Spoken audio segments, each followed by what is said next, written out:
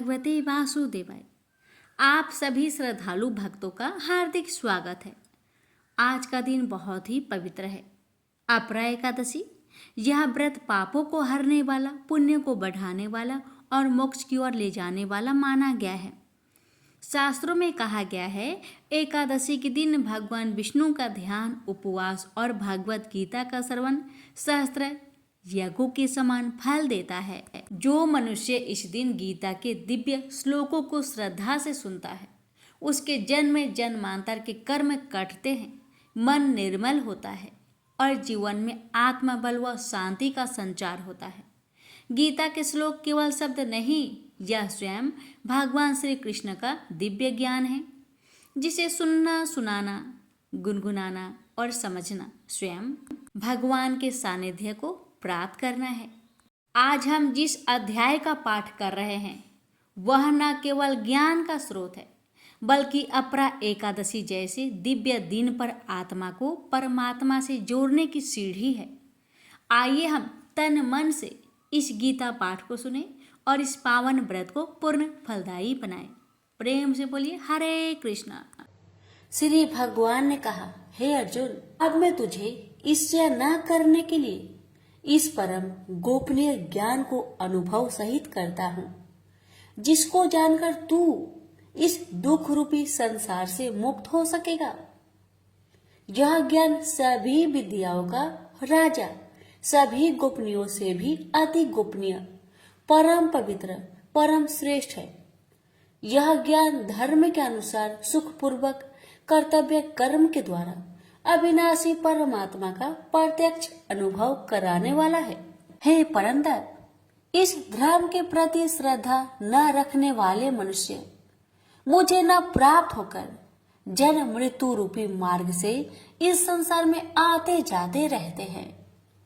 मेरे कारण ही यह सारा संसार दिखाई देता है और मैं ही इस संपूर्ण जगत में अदृश्य शक्ति रूप में सभी जगह स्थित हूँ। सभी प्राणी मुझ में ही स्थित है, परंतु मैं उनमें स्थित नहीं हूँ। हे अर्जुन, यह मेरी ऐश्वर्य पूर्ण योग शक्ति को देख। यह संपूर्ण सृष्टि मुझ में कभी स्थित नहीं रहती है, फिर भी मैं सभी प्राणियों का पालन पोषण करने वाला हूँ और सभी प्राणियों में शक्ति रूप में स्थित हूँ, परंतु मेरा आत्मा सभी प्राणियों में स्थित नहीं रहता है, क्योंकि मैं ही सृष्टि का मूल कारण हूँ। इस प्रकार सभी जगह बहने वाली महान वायु सदैव आकाश में स्थिर रहती है, उसी प्रकार सभी प्राणी मुझ में स्थिर रहते हैं।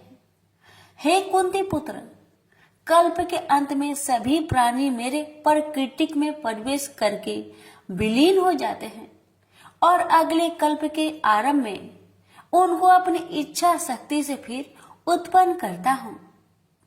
84 लाख योनियों में सभी प्राणी अपनी इच्छा शक्ति के कारण बार बार मेरी इच्छा शक्ति से विलीन उत्पन्न होते रहते हैं। यह सभी पूर्ण रूप से स्वतः मेरी इच्छा शक्ति के अधीन होते हैं। हे धनंजय, यह सभी कर्म मुझे बांध नहीं पाते, क्योंकि मैं उन कार्यों में बिना किसी फल की इच्छा से उदासीन भाव से स्थिर रहता हूँ।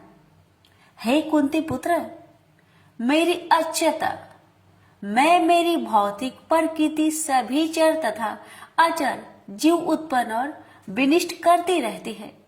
इसी कारण से यह संसार परिवर्तनशील है। मूर्ख मनुष्य मुझे अपने ही समान निष्कृष्ट शरीर आधार वाला समझते हैं, इसलिए वह सभी जीव आत्माओं का परम ईश्वर वाले मेरे स्वभाव को नहीं समझ पाते।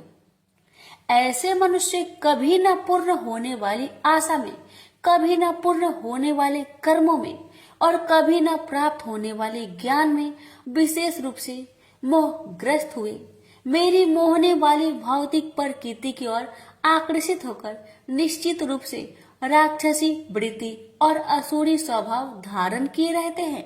हे पृथा पुत्र, मोह से मुक्त हुए महापुरुष देवीय स्वभाव को धारण करके मेरी शरण ग्रहण करते हैं और मुझको सभी जीव आत्माओं का उद्यम जानकर अनन्य भाव से मुझ अविनाशी का स्मरण करते हैं।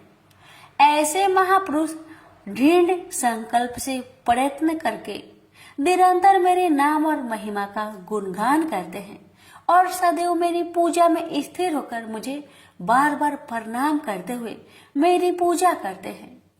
कुछ मनुष्य ज्ञान के अनुशीलन द्वारा यज्ञ करके, कुछ मनुष्य मुझे एक ही तत्व जानकर, कुछ मनुष्य अलग अलग तत्व जानकर अनेक विधियों से निश्चित रूप से मेरे विश्व स्वरूप की पूजा करते हैं।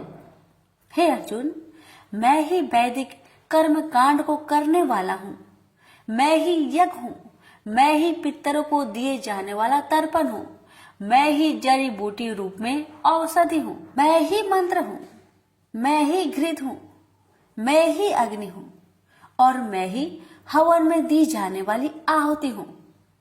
इस संपूर्ण ब्रह्मांड का मैं ही पालन करने वाला पिता हूँ, मैं ही उत्पन्न करने वाली माता हूँ, मैं ही मूल स्रोत दादा हूँ, मैं ही इसे धारण करने वाला हूँ, मैं ही पवित्र करने वाला ओमकार सबसे जानने योग्य हूँ, मैं ही ऋग्वेद, सामवेद और यजुर्वेद हूँ, मैं ही सभी प्राप्त होने वाला परम लक्ष्य हूँ, मैं ही सभी का भरण पोषण करने वाला हूँ, मैं ही सभी का स्वामी हूँ, मैं ही सभी के अच्छे बुरे कर्मों को देखने वाला हूँ, मैं ही सभी का परम धाम हूँ, मैं ही सभी की शरण स्थली हूँ, मैं ही सभी से प्रेम करने वाला घनिष्ठ मित्र हूँ, मैं ही सृष्टि को उत्पन्न करने वाला हूँ, मैं ही सृष्टि के संहार करने वाला हूँ, मैं ही सभी का स्थिर आधार हूँ, मैं ही सभी को आश्रय देने वाला हूँ और मैं ही सभी का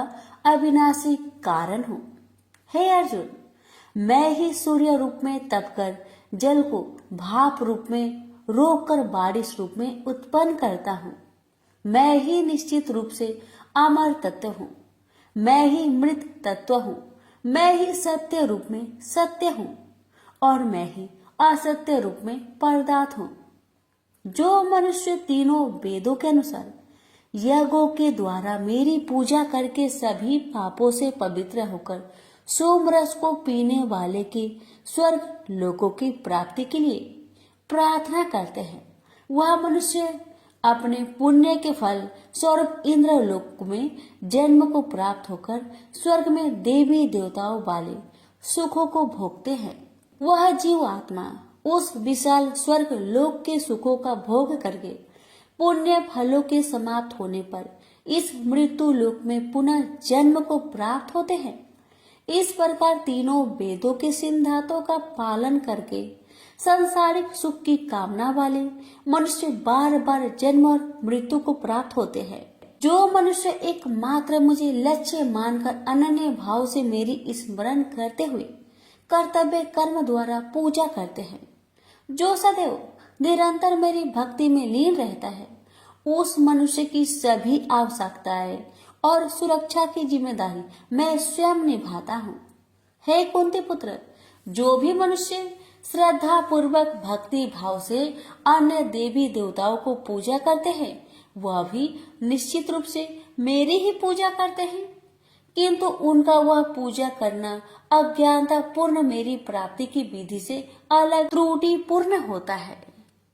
मैं ही निश्चित रूप से समस्त यज्ञों का भोग करने वाला हूँ और मैं ही स्वामी हूँ, परंतु वह मनुष्य मेरी वास्तविक रूप को तत्व से नहीं जानते, इसलिए वह कामनाओं के अनुसार पूर्ण जन्म को प्राप्त होते हैं।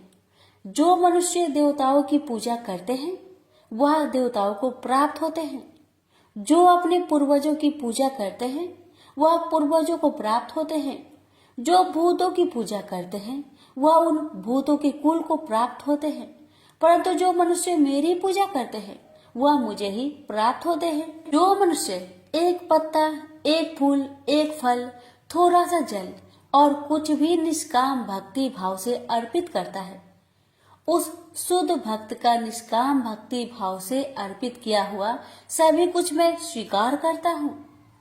हे कुंती पुत्र, तू जो भी कर्म करता है, जो भी खाता है, जो भी हवन करता है, जो भी दान देता है और जो भी तपस्या करता है, उस सभी को मुझे समर्पित करते हुए कर। इस प्रकार तू समस्त अच्छे और बुरे कर्मों के फलों के बंधन से मुक्त हो जाएगा और मन से सभी सांसारिक कर्मों को त्याग कर मन को परमात्मा में स्थिर करके विशेष रूप से मुक्त होकर मुझे ही प्राप्त होगा। मैं सभी प्राणियों में समान रूप से स्थित हूँ। सृष्टि में न किसी से देश रखता हूँ और न ही कोई मेरा प्रिय है, परंतु जो मनुष्य शुद्ध भक्ति भाव से मेरा स्मरण करता है, तब वह मुझ में स्थिर रहता है और मैं भी निश्चित रूप से उसमें स्थिर रहता हूँ। आदि कोई भी अत्यंत दुराचारी मनुष्य अनन्य भाव से मेरा निरंतर स्मरण करता है, तो वह निश्चित रूप से साधु ही समझना चाहिए, क्योंकि वह संपूर्ण रूप से मेरी भक्ति में स्थित है। हे अर्जुन, वह शीघ्र ही मन से शुद्ध होकर धर्म का आचरण करता हुआ चिर अस्थायी परम शांति को प्राप्त होता है। इसलिए तू निश्चित होकर घोषित कर दे कि मेरा भक्त कभी नष्ट नहीं होता। हे पृथा पुत्र, स्त्री, वैश्य, शूद्र, अन्य किसी भी निम्न योनि में उत्पन्न होने वाले मनुष्य हो, वह भी मेरी शरण ग्रहण करके मेरी परम धाम को ही प्राप्त होते हैं। तो फिर पुण्य आत्मा ब्राह्मणों, भक्तों और राजश्री क्षत्रियों का तो कहना ही क्या। इसलिए तू क्षण में नष्ट होने वाले दुख से भरे हुए इस जीवन में निरंतर मेरा ही स्मरण कर। हे अर्जुन, तू मुझ में ही मन को स्थिर कर, मेरा ही भक्त बन, मेरी ही पूजा कर और मुझे ही प्रणाम कर। इस प्रकार अपने मन को मुझ परमात्मा में पूर्ण स्वरूप से स्थिर करके मेरी शरण होकर तू निश्चित रूप से मुझे ही प्राप्त होगा। इस प्रकार उपनिषद, ब्रह्म विद्या तथा योग शास्त्र रूप श्रीमद् भागवत गीता के श्री कृष्ण अर्जुन संवाद में राज विद्या योग नाम का 9वां अध्याय संपूर्ण हुआ। प्रेम से बोलिए श्री कृष्ण भगवान की जय। आप सुनेंगे 9वां अध्याय का महात्म्य। श्री नारायण जी बोले, हे लक्ष्मी जी, दक्षिण देश में एक भाव सुशर्मा नामक क्षुद्र रहता था। वह बड़ा पापी और मांस मदिरा भक्षी था। एक दिन मदिरा पीने से उसकी देह छूट गई और मरकर प्रेत हुआ। वृक्ष पर बैठ गया। एक ब्राह्मण भी उसी नगर में रहता था। दिन को भिक्षा मांगकर स्त्री को लाकर देता। नारी उसकी कलहानी थी। समय पाकर उन दोनों ने प्राण त्यागे और वह दोनों मरकर प्रेत हुए और वह भी उस वृक्ष के तले में आकर रहे। कुछ काल व्यतीत हुआ। तब एक दिन उसकी नारी पिचासनी ने कहा, पुरुष पिचास, तुमको कुछ पिछले जन्म की खबर है? तब पिचास ने कहा, तूने पिछले जन्म में क्या साधना की थी जिससे तुझे खबर है? तब उस पिचास ने कहा, मैंने पिछले जन्म में एक ब्राह्मण से आध्यात्मिक कर्म सुना था। तब फिर पिचासनी ने कहा, तूने और कौन सी साधना की थी तथा वह ब्राह्मण कौन था और वह आध्यात्मिक कर्म कौन सा है जिसके सुनने से तुझे पिछले जन्म की खबर है? पिचास ने कहा, मैंने और कुछ पुण्य किया, केवल गीता जी का श्लोक श्रवण किया। उसका प्रयोजन यह है कि एक समय अर्जुन ने श्री कृष्ण से 3 बातें पूछी थी जो गीता जी की 9वें अध्याय में लिखी है। वह तीनों बातें पिचासनी ने पिचास से श्रवण करी। इन बातों के सुनते ही एक और प्रेत उस वृक्ष से निकला। उसने कहा, अरे पिचासनी, यह 3 बातें फिर से कहो जो अभी सुना रही थी। पिचासनी ने कहा, तू कौन है? मैं तुझे नहीं जानती। मैं अपने पति से पूछती हूँ वह कर्म कौन था जिससे पिछले जन्म की बातें याद रही। तब उसके पति ने पुनः तीनों बातें सुनाई, जिनके सुनते ही वह तीनों प्रेत योनि से छुटकर देव देही धारण कर विमानों पर बैठकर बैकुंठ को गए। श्री भगवान जी बोले, हे लक्ष्मी, यह 9वें अध्याय का महात्म्य है। प्रेम से बोलिए लक्ष्मी नारायण की जय। कृष्ण भगवान बोले, हे महाबाहु, मेरी और भी कल्याण कारण वचन सुनो। तुम पर मेरी अत्यंत प्रीति है, अतएव तुम्हारे कल्याण के लिए मैं कहता हूँ।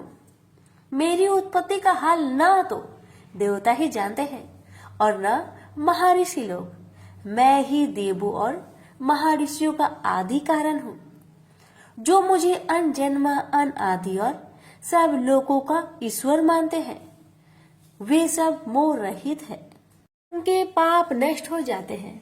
बुद्धिमान, क्षमा, सत्य, दंभ, सम, सुख, दुख, जन्म मरण, भय अभय, अहिंसा, ममता, संताप, तप, दान, यश, अपयश इत्यादि जो अनेक प्रकार के भाव हैं, वे सब मुझसे उत्पन्न होते हैं। 7 महर्षि और उनसे पहले 4 मनुष्य मेरे मन से उत्पन्न हुए। जो मनुष्य मेरी इस विभूति को भली भांति जानते हैं, वे निश्चय योग से सिद्ध होते हैं। इसमें संदेह नहीं, यह जानकर कि मैं ही सबको उत्पन्न करता हूँ और मुझी से सबकी प्रवृत्ति होती है। विवेकी प्राणी मेरी उपासना करते हैं। वे मुझी में चित्त और प्राण को लगाकर एक दूसरे को समझाते हुए भजन करते तथा सदा संतुष्ट और सुखी रहते हैं। चित्त को सावधान करके प्रीति पूर्वक भजन करने वाले को मैं ऐसा बुद्धि योग देता हूँ जिससे वे मुझे प्राप्त कर लेते हैं। उन पर अनुग्रह करके मैं उनकी बुद्धि में स्थित हो देदीप्यमान ज्ञान देता हूँ। अर्जुन ने कहा, आप परम ब्रह्मा हो, परम धाम हो, परम मित्र, अचल और दिव्य पुरुष हो, आदि देव हो, अनजन्मा हो, सन्यासी हो। तुमको सब ऋषि, देव ऋषि नारद, अमित, देवज्ञ और व्यास भी ऐसा कह गए और स्वयं में वह तुम भी कह रहे हो। हे केशव, जो तुमने मुझसे कहा है सो सब सत्य मानता हूँ। हे भगवान, देवता और दानव इन दोनों ने ही तुम्हारे रूप को नहीं जाना है। सब चीजों के उत्पन्न करने वाले भूतेश, हे देव, हे जगतपते, हे पुरुषोत्तम, आप स्वयं ही अपने को जानते हैं। अतः आप अपनी गत दिव्य विभूतियों का हाल पूर्णतया वर्णन कीजिए, जिनके द्वारा आप इन सब लोगों में व्याप्त हो रहे हैं। चिंतन करता हुआ भी मैं आपको किस प्रकार से जान सकता हूँ? आपका ध्यान किन किन भावों से करना उचित है? हे जनार्दन, कृपया अपनी माया और विभूतियों को विस्तार से कहिए। अमृत रूपी आपकी इस वाणी को सुनने से मेरा मन तृप्त नहीं होता। श्री कृष्ण बोले, मेरा विस्तार तो अनंत है, तो भी मुख्य मुख्य विभूतियों को मैं तुम्हें सुनाता हूँ। गुणाकेश, समस्त भूतों के अंत कारण में रहने वाला आत्मा मैं ही हूँ। मैं ही उनका आदि मध्य अंत हूँ। मैं ही आदित्य में विष्णु, प्रकाश को मैं अनेक किरणों से भूषित सूर्य, मरुदगणों में मरीच, नक्षत्रों में चंद्रमा मैं ही हूँ। मैं वेदों में सामवेद, देवों में विष्णु, इंद्रियों में मन और धृत मात्र में चैतन्य मैं ही हूँ। रुद्रों में शिव, यज्ञों में कुबेर, अष्ट वस्तुओं में अग्नि और पर्वतों में सिमरु मैं ही हूँ। हे पार्थ, पुरोहितों में बृहस्पति, सेनापतियों में स्कंद और जलाशयों में समुद्र मैं ही हूँ। मैं महर्षियों में भृगुबानी हूँ, अक्षरों में ओंकार, यज्ञों में जप, यज्ञों और स्वथवारों में हिमालय मैं ही हूँ। वृक्षों में पीपल, देव ऋषियों में नारद, गंधर्वों में चित्ररथ, सिद्धों में कपिल मुनि, वेदों में अमृत से उत्पन्न उच्च श्रवा, गजेंद्रों में ऐरावत और मनुष्यों में राजा मैं ही हूँ। धातुओं में वज्र, गौओं में कामधेनु, प्रजा की उत्पत्ति करने वालों में कामदेव और सर्पों में वासुकी मैं ही हूँ। नागों में शेषनाग, जलचरों में वरुण, पितरों में आर्यमा और शासन करने वालों में यमराज मैं ही हूँ। शुद्ध करने वालों में वायु, शस्त्रधारियों में राम, नदियों में गंगा मैं ही हूँ। हे अर्जुन, मैं सब प्राणियों का आदि अंत विद्याओं में आध्यात्म विद्या और वाद विवादों में वाद मैं ही हूँ। अक्षरों में ओमकार में दंड, अक्षय कोक और 4 मुख वाला ब्रह्म भी मैं ही हूँ।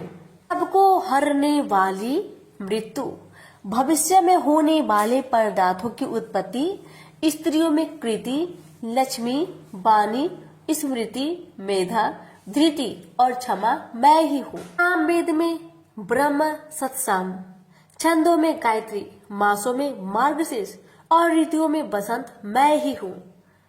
यादवों में वासुदेव, पांडवों में अर्जुन, मुनियों में व्यास और कवियों में शुक्र मैं ही हूँ।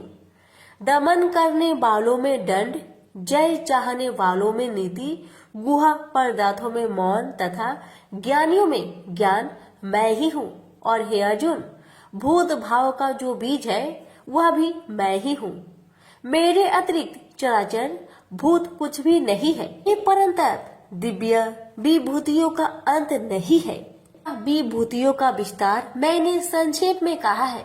जो वस्तु ऐश्वर्यवान, शोभ्यमान और यशवान है, उन्हें मेरे ही तेज के अंश से उत्पन्न हुआ जानो। यही जानो कि मैं अपने एक ही अंश से इस संपूर्ण जगत में व्यापक हूँ। प्रेम से बोलिए श्री कृष्ण भगवान की जय। आप सुनिए 10वें अध्याय का महात्म्य। नारायण जी बोले, हे लक्ष्मी जी, अब 10वें अध्याय का महात्म्य मैं कहता हूँ, आप श्रवण करें। एक बनारस क्षेत्र, गंगा जी का स्नान, संतों तथा काशी विश्वनाथ जी का दर्शन, अन्न को छोड़ना, एकादशी का दिन। हे स्वामी, इसने ऐसा क्या पुण्य किया था जिससे इसको यह गति प्राप्त हुई? शिव जी बोले, हे श्रृंगी, एक दिन यह ब्राह्मण विश्वेश्वर महादेव जी के दर्शन को जा रहा था। मार्ग में धूप की गर्मी के कारण एक समय कैलाश पर्वत पर पार्वती और हम बैठे हुए थे। एक हंस मेरे दर्शन को आया। वह हंस ब्रह्मा का वाहन था। ब्रह्मलोक से मान सरोवर को जाता था। उस सरोवर में सुंदर कमल के फूल थे। वह हंस एक कमल को लागने लगा। उसकी परछाई कमल पर पड़ी तो वह हंस श्याम वर्ण हो आकाश से गिर पड़ा। तब उसी समय उस मार्ग में मेरा एक गण आया। हंस को गिरा देख गण ने कहा, हे स्वामी, वह हंस आपके दर्शन को आया था, सो श्याम वर्ण हो गया। इसका क्या कारण है? ऐसा क्यों हुआ? हंस ने कहा, मैं आपके दर्शन को आ रहा था। मान सरोवर में कमल के फूल खिले हुए थे, उसको लांघ कर आया। उससे मेरी देह श्याम वर्ण हो गई और आकाश से गिर पड़ा। कारण जानता नहीं क्या हुआ। यह सुन शिव जी हंसे। तब आकाशवाणी हुई कि हे शंभु जी, कमलनी से पूछो, वह कहेगी। कमलनी ने कहा, मैं पूर्व जन्म में पद्मावती नामक अप्सरा थी। उस समय एक ब्राह्मण गंगा के किनारे स्नान कर गीता जी के 10वें अध्याय का पाठ किया करता था। एक दिन इंद्र का सिंहासन हिला। तब इंद्र ने मुझे आज्ञा दी कि तू जाकर उस ब्राह्मण की तपस्या भंग कर। आज्ञा पाकर मैं उस ब्रीप के पास गई। उस ब्रीप ने मुझे श्राप देकर कहा, अरे पापिनी, तू कमलनी हो जा। उसी समय में कमलनी हो गई। तभी से मैं गीता जी के 10वें अध्याय का पाठ करती हूँ। उसी से मेरा यह तेज है कि मुझको लांघने वाला काला होकर अचेत हो जाता है। हंस ने कहा, मेरा यह श्याम वर्ण कैसे श्वेत होगा और तू इस कमल देह से छूटकर कैसे देव देही पाई? तब कमलनी बोली, जब कोई श्री गीता जी के 10वें अध्याय का पाठ सुनाएगा उद्धार होगा। तब एक ब्राह्मण ने सरोवर में स्नान कर गीता जी के 10वें अध्याय का पाठ किया। से हंस ने और कमलनी ने सुना, तब उसका उद्धार हुआ। प्रेम से बोलिए लक्ष्मी नारायण की जय, उमापति शंकर भगवान की जय। अर्जुन ने पूछा, इस प्रकार जो भक्त सदैव योग युक्त होकर आपकी उपासना विधि पूर्वक करते हैं और वे जो अव्यक्त पर ब्रह्म को भजते हैं, इन दोनों में कौन सा योगी श्रेष्ठ है? श्री भगवान जी बोले, जो मेरे विषय में मन लगाकर परम श्रद्धा पूर्वक मुझको भजते हैं वे उत्तम योगी हैं। मैं यह मानता हूँ, परंतु जो इंद्रियों को संयम करके सर्वत्र समदृष्टि रखने वाला सब प्राणियों के हित में लगे हुए कथनीय अव्यक्त सर्वव्यापी अचिंतनीय निर्विकार अचल ध्रुव अक्षर का भजन करते हैं वे भी मुझे प्राप्त होते हैं। अव्यक्त में मैं जिनका चित्त आसक्त है वह कष्ट अधिक पाते हैं, क्योंकि अव्यक्त गति के प्राणी कष्ट पाते हैं। हे पार्थ, जो प्राणी अपने सब कर्मों को अर्पण करके मेरी शरण में आकर अनन्य भक्ति से मेरा ध्यान करते हैं और पूजते हैं, उन शरण में आए हुए भक्तों को मैं थोड़े समय में ही मृत्यु संचार से उद्धार कर देता हूँ। मुझ में ही मन रखो, मुझ में ही बुद्धि रखो, तब तुम मुझ में ही निवास करोगे, इसमें कुछ संदेह नहीं। हे धनंजय, यदि इस प्रकार तुम मुझसे अपने चित्त को रखने में समर्थ ना हो तो योग अभ्यास द्वारा हमारे पाने के लिए बार बार यत्न करो। यदि अभ्यास भी ना हो सके तो मेरे उद्देश्य से व्रत आदि ही करो। यदि मेरे लिए तुम कर्म करोगे तो भी तुम्हें मुक्ति प्राप्त होगी, और यदि ऐसा भी ना कर सके तो मन को रोककर अनन्य भाव से मेरी शरण में आओ और फल की आशा छोड़कर कर्म करो, क्योंकि अभ्यास से ज्ञान उत्तम है, ज्ञान से ध्यान श्रेष्ठ है, त्याग से शांति प्राप्त होती है। जो किसी से द्वेष नहीं करता सबका मित्र है, दयाधारी है, ममता और अहंकार जिसमें नहीं है, सुख दुख को जो समान जानता है, क्षमावान है, संतोषी है, स्थिर चित्त से इंद्रियों को बस में रखता है, दृढ़ निश्चयवान है, मुझ में अपने मन और बुद्धि को लगाए हुए है, ऐसा मेरा भक्त मुझे प्रिय है, जिसे न लोगों का भय है न लोगों से डरता है। ऐसा जो हर्ष ईर्ष्या दुष्टों के भय और विषाद से रहित है वह मेरा प्रिय है। जो कुछ मिले उसी में संतुष्ट, पवित्र पक्ष, निष्पक्ष, दुख रहित, फल की आशा त्याग कर करने वाला, ऐसा जो मेरा भक्त है वह मुझे प्रिय है। जो लाभ से प्रसन्न हो, किसी से द्वेष न करे, इष्ट पदार्थ के नष्ट होने से दुखी न हो, किसी वस्तु की इच्छा न करे, अशुभ तथा शुभ दोनों का त्यागी हो, वह भक्त मेरा परम प्रिय है। जिसको शत्रु और मित्र, मान और अपमान, सर्दी और गर्मी, सुख तथा दुख समान है, और जो वासनाओं से रहित है, निंदा एवं स्तुति को समान जानता है, जो मुझ में श्रद्धा करके मुझे मानता हुआ इस अमृत के समान कल्याणकारक धर्म का आचरण मेरे उपदेश अनुसार करते हैं, वे मुझे अत्यंत प्रिय है। प्रेम से बोलिए श्री कृष्ण भगवान की जय। आप सुनिए 12वें अध्याय का महात्म्य। श्री भगवान बोले, हे लक्ष्मी, अब 12वें अध्याय का महात्म्य सुनो। दक्षिण देश में एक सुखानंद नाम का राजा रहता था, जिसके नगर में एक अत्यंत लंपट रहता था। एक गणिका से उसकी प्रीति थी। वह दोनों एक देवी के मंदिर में जाकर मदिरा पान किया करते, मांस खाए और भोग भोगे। और जो कोई पूछे तुम यहाँ क्या करते हो, तो कहते हम यहाँ रहकर देवी की सेवा करते हैं, ऐसे झूठ कह देते। उसी मंदिर में एक ब्राह्मण देवी की सेवा करता था। एक दिन उस ब्राह्मण ने देवी की स्तुति की। देवी प्रसन्न होकर बोली, वर मांग, जो मांगेगा सो दूंगी। उसने धन संतान का सुख मांगा। देवी ने कहा, ए ब्राह्मण, मैं अवश्य तुझे संतान दूंगी, पर एक काम कर, पहले इन दोनों का उद्धार कर ले। तब ब्राह्मण ने नारायण जी का तप किया। भगवान प्रसन्न हुए तथा नारायण जी गरुड़ पर बैठकर आए और कहा, तेरी क्या कामना है? ब्राह्मण ने पूछा, इन दोनों का उद्धार कैसे हो? श्री नारायण जी बोले, हे ब्राह्मण, गीता जी के 12वें अध्याय का पाठ सुनाओ तो दोनों का उद्धार हो जाएगा। तब उन दोनों ब्रीफ ने भगवान की स्तुति कर धन्यवाद दिया। फिर ब्रीफ ने उस गणिक और लंपट को बैठाकर गीता के 12वें अध्याय का पाठ सुनाया। सुनते ही उन दोनों की देही छूटी और देवदेही पाकर बैकुंठ को गए। प्रेम से बोलिए लक्ष्मी नारायण की जय।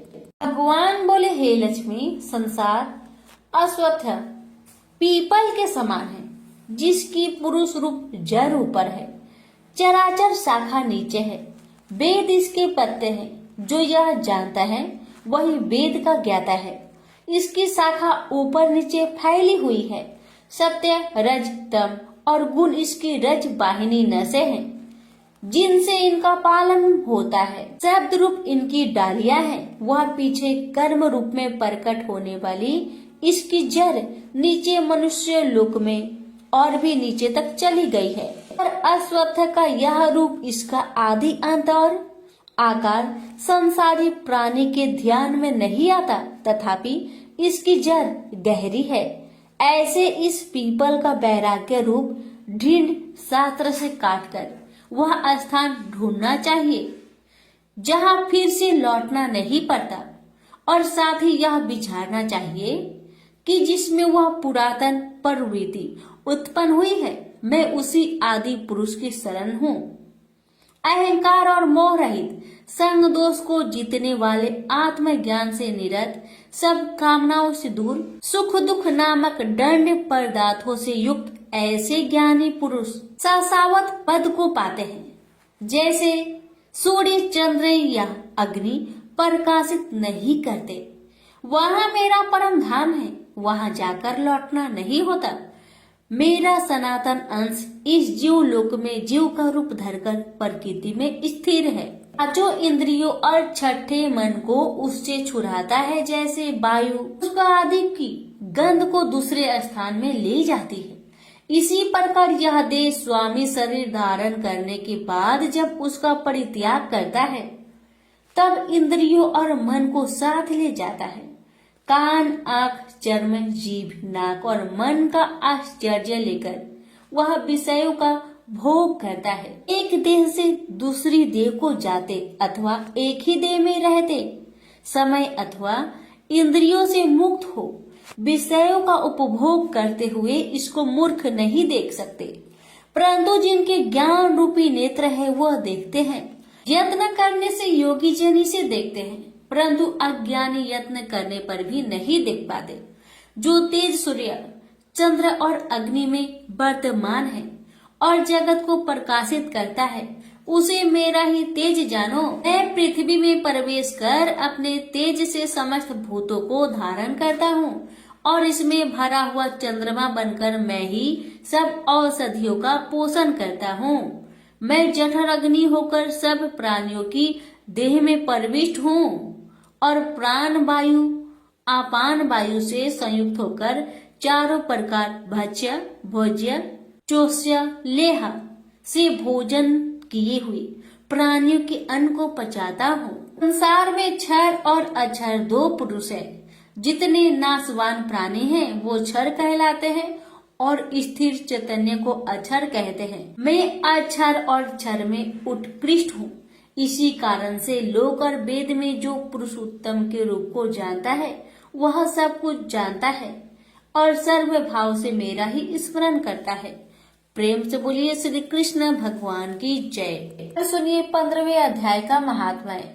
उत्तर प्रदेश में एक नरसिंह नामक राजा था और सुभंग नामक मंत्री था। राजा को मंत्री पर बड़ा भरोसा था।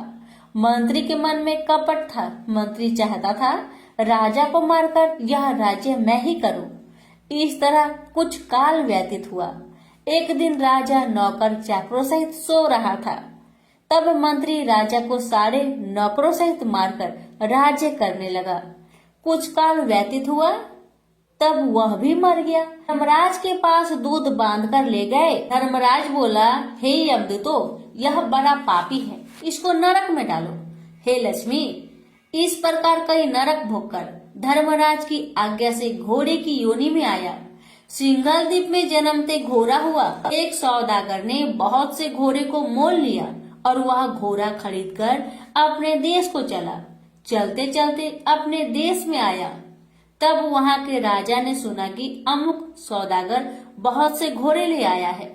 तब राजा ने उसे बुलाया और कई घोड़े खरीदे, उस घोड़े को भी खरीदा। जब उस घोड़े ने राजा को देख उसने सिर फेर लिया।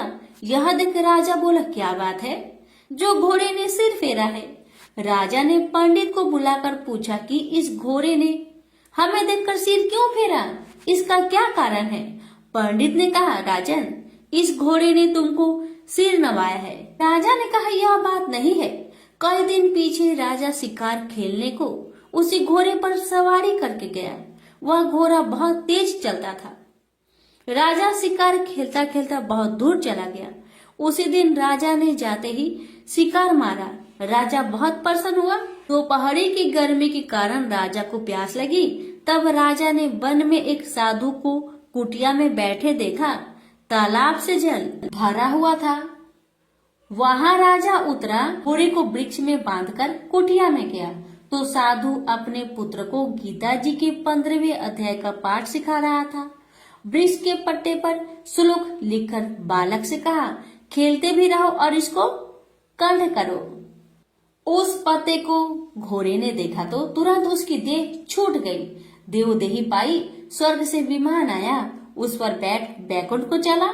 इतने में ही राजा जल पीकर बाहर आया। देखा तो घोड़ा मरा है। राजा चिंतित होकर बोला, यह घोड़ा किसने मारा है? इसे क्या हुआ? इतने में वह बोला, हे राजन, तेरे घोड़े का चैतन्य मैं हूँ। मैंने अब देवदेही पाई है, बैकुंठ को चला हूँ। राजा ने पूछा, तुमने कौन सा पुण्य किया है? घोड़ा बोला, यह बात ऋषिवर से पूछो। राजा ने मुनीश्वर से पूछा। मुनि बोला, हे राजन, गीता जी का श्लोक लिखा हुआ पत्ता इसके आगे पड़ा है। घोड़े ने यह अक्षर देखे हैं, इस कारण घोड़े की सदगति हुई है। श्री नारायण जी बोले, हे लक्ष्मी, यह गीता के 15वें अध्याय का महात्म्य मैंने तुमको सुनाया। प्रेम से बोलिए लक्ष्मी नारायण की जय। अर्जुन ने पूछा, हे केशव, मैं संन्यास एवं त्याग के तत्व पृथक पृथक जानने की इच्छा करता हूँ। श्री कृष्ण बोले, हे पार्थ, कामना वाले कर्मों के त्याग को ज्ञानी लोग संन्यास मानते हैं और अज्ञानी पुरुष फल के त्याग को त्याग कहते हैं। कोई पंडित कर्म को दोष युक्त जानकर त्यागना ठीक कहते हैं। कोई यज्ञ, दान, तप आदि कर्मों को छोड़ने योग्य बताते हैं। हे भारत, त्याग के विषय में मेरा ऐसा मत है कि त्याग 3 प्रकार के हैं। यज्ञ, दान, तप आदि कर्मों को नहीं त्यागना चाहिए। ये सब कर्म आसक्त और फल को त्याग कर करने चाहिए। मेरे निश्चय मत यही है जो सर्वोत्तम है। अपने नियमित कर्मों का त्यागना उचित नहीं है। यह मोहवश ऐसा किया जाए तो वह तामस त्याग है, कर्म दुखप्रद है। यह विचार कर एवं शरीर के कलेश के भय से जो त्याग करता है उसे त्याग का फल नहीं मिलता। यह राजस त्याग कहलाता है। हे अर्जुन, अपना नियमित कर्म अवश्य करने योग्य है। फल तथा आसक्त को त्याग कर जो कर्म किया जाता है वह सात्विक कर्म है। जो दुखदायक कर्म से द्वेष नहीं करता तथा सुखदायक कर्म से प्रीति नहीं करता वह त्यागी, सत्यशील, बुद्धिमान तथा मुक्ति की योग्य है। देहधारी संपूर्ण कर्मों का त्याग नहीं कर सकता। कर्म का फल त्याग कर कर्म करने वाला त्यागी है। कर्मफल 3 प्रकार के हैं, अनिष्ट, इष्ट एवं मित्र। जो त्याग नहीं करते उनको ये मरने के बाद मिलते हैं और त्यागियों को नहीं मिलते। हे महाबाहो, संपूर्ण कर्मों की सिद्धि के लिए 5 प्रकार सांख्य शास्त्र में कहे हैं, उनको सुनो। शरीर कर्ता, साधन, पृथक पृथक चेष्टाएं और देव शरीर, वाणी एवं मन से जो भला बुरा कार्य किया जाता है उसके ये 5 कारण हैं। वह दुर्मति कुछ नहीं जानता जिसको यह अहंकार नहीं है कि मैं करता हूँ, और जिसकी बुद्धि कर्मों में लिप्त नहीं है वह मनुष्य प्राणियों को मारकर भी उनको नहीं मारता और उनमें नहीं बंधता। ज्ञान, गृह और ज्ञाता ये 3 ही कर्मों के प्रेरक है। कारण, कर्म और कर्ता ये 3 कर्म के साधन हैं।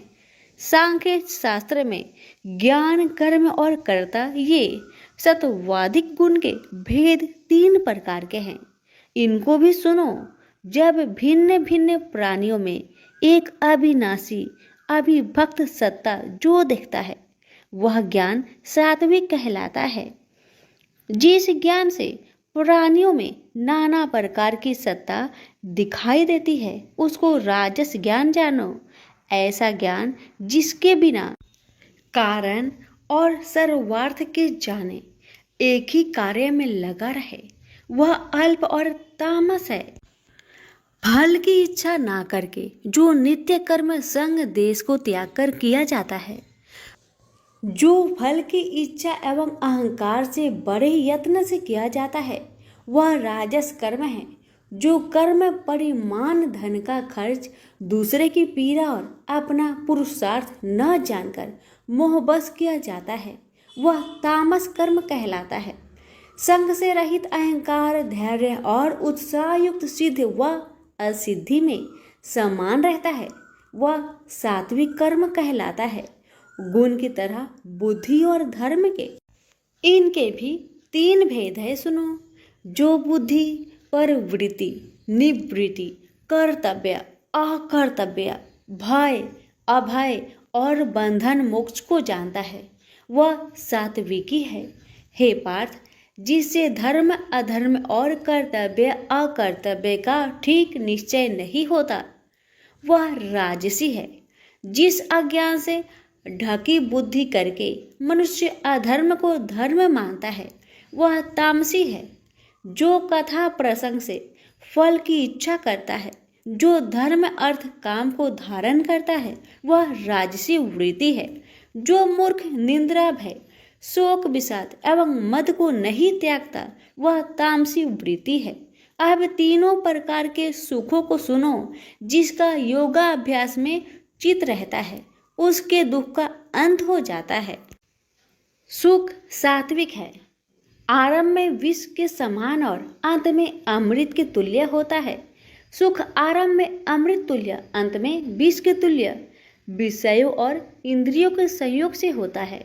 उसे राजसी सुख कहते हैं। जो सुख आदि और अंत दोनों में मनुष्य को मोह में फंसाता है और जो आलस्य तथा प्रमोद से उत्पन्न होता है वह तामस सुख है। सम, दम, तप, पवित्रता, क्षमा, नम्रता, ज्ञान, अनुभव और परलोक में श्रद्धा ये ब्राह्मणों के स्वाभाविक सिद्ध कर्म है।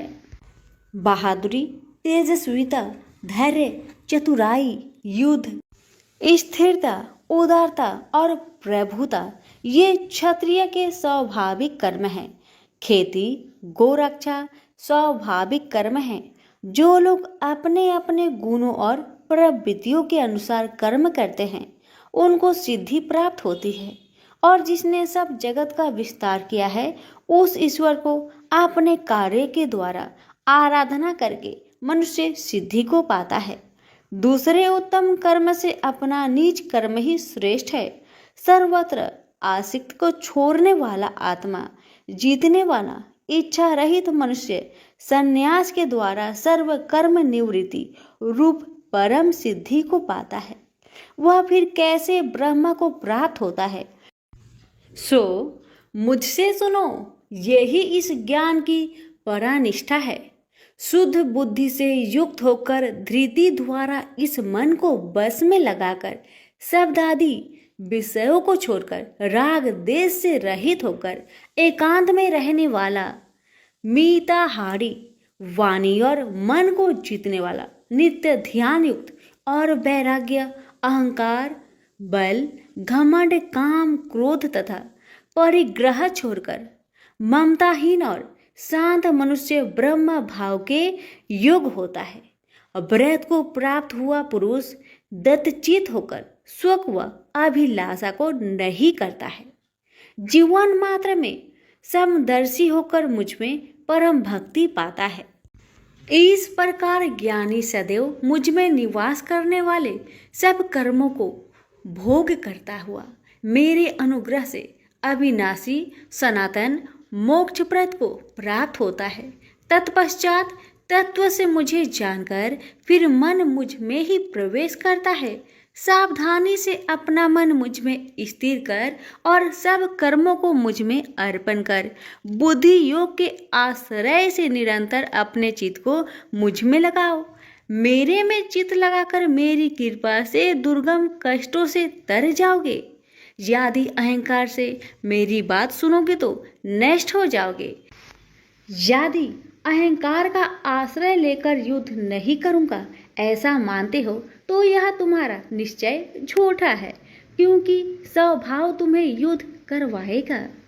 हे कौतन्य, जिस कर्म को तू अब मोह से करना चाहता है उसे अपने स्वाभाविक कर्म से बंधा हुआ बेबस होकर करेगा। हे अर्जुन, जीवों के हृदय में स्थिर ईश्वर उनको माया से भ्रमा रहा है, मानो सब यंत्र पर चढ़े हैं।